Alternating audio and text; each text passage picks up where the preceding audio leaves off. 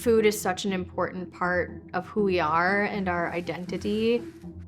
Everyone has unique stories and unique recipes and meals that they share with people that they love that have often been passed down for generations or have been a part of their family for a really long time.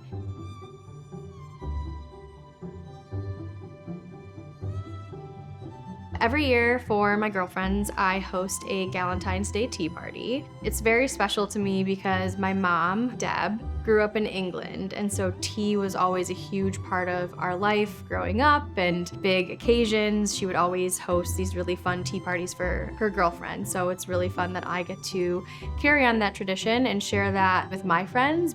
Many of us also have kids of our own, so to bring them into the mix as well is extremely special to me.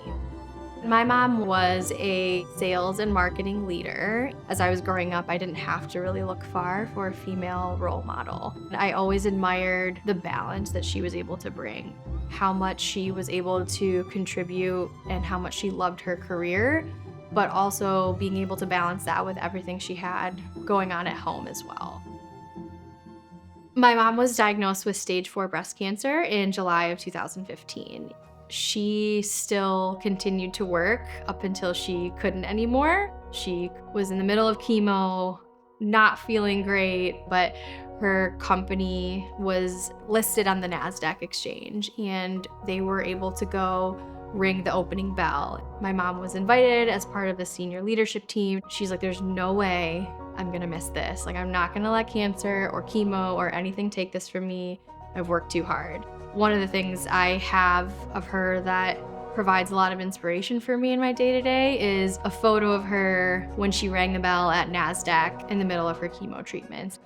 Last year in 2024, Lineage had its initial public offering listed on the Nasdaq Exchange as well. Being able to support all of the marketing efforts and event activities that took place around our IPO at Nasdaq really felt like this full circle moment where I was quite literally walking in my mom's footsteps.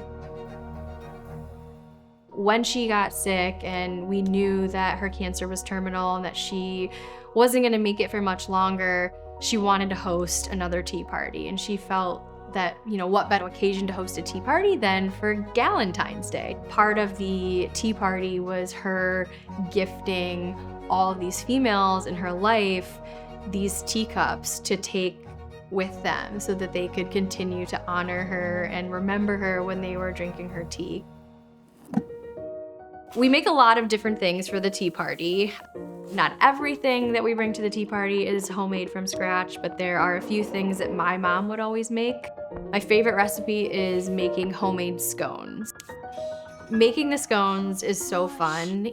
It's one of those moments that I get to reminisce on the time when I went to England with my mom and was able to try scones and fell in love with them for the first time.